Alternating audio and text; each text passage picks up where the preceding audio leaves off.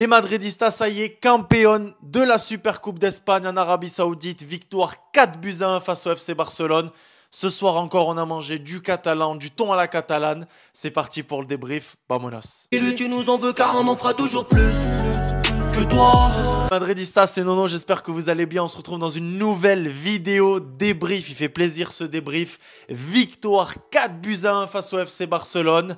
Voilà, je le sentais bien, je voulais pas trop m'emballer. Mais depuis 2-3 jours, j'étais en boucle sur un seul message. Dimanche soir, je veux qu'on les destroy. Et on les a destroy. Victoire 4-1. Ça fait plaisir de le dire. Vinicius Junior, triplé ce soir, on va en parler aussi. Et notre ami Rodrigo qui scelle le score de ce match 4-1.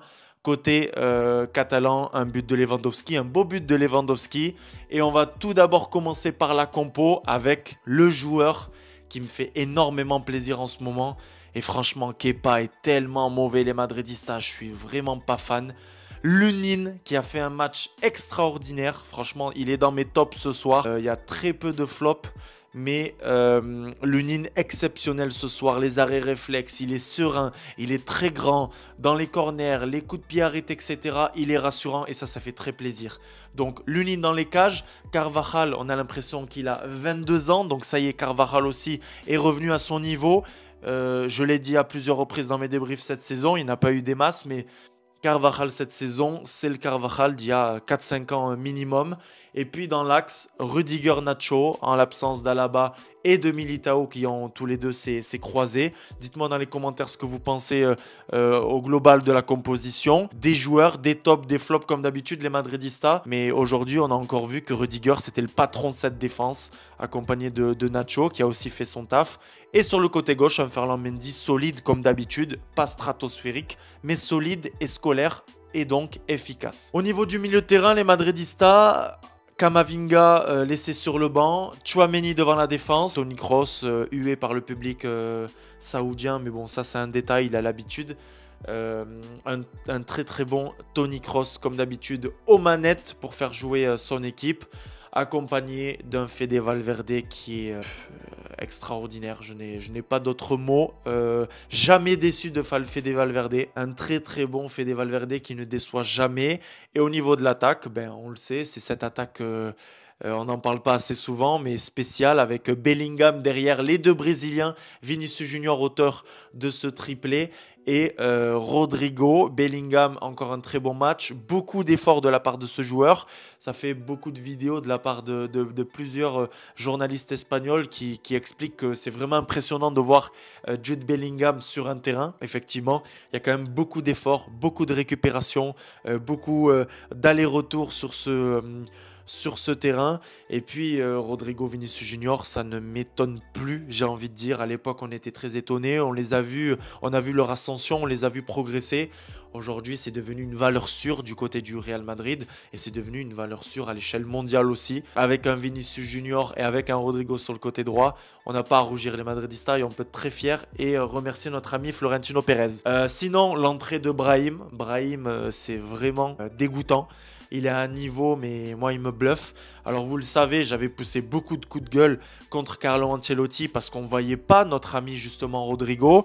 On voyait très, très peu d'Anis Ceballos. Et là, j'ai l'impression que Carlo Ancelotti, ça y est, il fait un peu plus confiance à Brahim. Brahim a été très très bon lors de l'absence de Vinicius Junior, lors de la pluie de blessés qu'on a eu un peu plus tôt au mois de décembre, etc., même au mois de novembre. Il a su montrer les choses et je pense que Carlo Ancelotti a clairement vu que notre ami Brahim, c'était un super joueur, qu'il était efficace, qu'il était très très bon, que lorsqu'il entrait, il donnait toute son énergie, il apportait sa rapidité, sa vitesse, etc., que ça faisait vraiment du bien.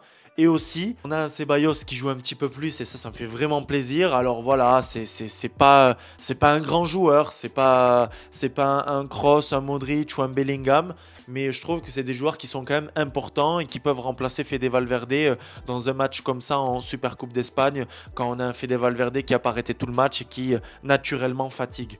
Et puis, on a aussi Rosselló qui peut, grâce à son très bon jeu de tête, nous aider. qui a marqué d'ailleurs la semaine dernière, cette semaine, et qui est quasiment, je crois, à 10 buts déjà, toutes compétitions confondues. Donc au final, on a un Kamavinga sur le banc qui rentre, qui a été très très bon, qui a été excellent lors de la demi-finale face à l'Atlético avec cette Manita. Aussi un truc qu'il faut dire, les Madridistas, c'est que ce Real Madrid, il a mis 5 buts mercredi soir. 5 buts face à l'Atlético de Simeone. Et là, ce soir, il en met 4 face au FC Barcelone de Xavi. 9 buts marqués en 2 matchs. Merci Carlo Ancelotti qui arrive à dépanner, on peut le dire comme ça, hein, c'est du dépannage. Pas de Haaland, pas d'Mbappé, pas d'Osimhen, pas de Lewandowski, pas de Harry Kane, mais avec Rossellou, avec des Brésiliens qui notamment avec Vini qui a été longuement absent. On a enfin notre premier titre, ça fait vraiment plaisir, je trouve qu'il est mérité. On n'a rien lâché comme d'habitude face à l'Atlético, j'ai pas pu vous faire le débrief, ça allait être très très tard. Et là ce soir, on est récompensé de ce bon match. On a maîtrisé notre sujet, on a été bon de A à Z. Physiquement, l'équipe a fait les efforts. Ça aussi, on a tellement progressé par rapport à quelques années. Le Real Madrid, maintenant, c'est beaucoup de récupération, de la récupération très rapide grâce à un milieu de terrain un peu plus jeune, un peu plus frais. On a l'expérience grâce à Toni Kroos. On a le renouveau de Carvajal. On a Lunin qui est très très bon. Bref, les Madridistas, j'ai rien de spécial à vous dire. Petit à petit, on va faire monter cette sauce-là avec Arda Güler sur le côté droit. Brahim, encore une fois, j'ai pas les mots. Ça me fait vraiment plaisir d'avoir un joueur comme Brahim Diaz. Je trouve qu'il apporte quelque chose qu'on ne voyait pas trop au Real Madrid. Et ça me fait vraiment plaisir de le voir. En défense, Militao a repris cette semaine l'entraînement. J'espère qu'on aura de bonnes nouvelles assez prochainement. Mais ça va être quand même compliqué d'y penser en février ou même au mois de mars. À voir. Mais voilà, un Real Madrid qui continue dans sa lancée.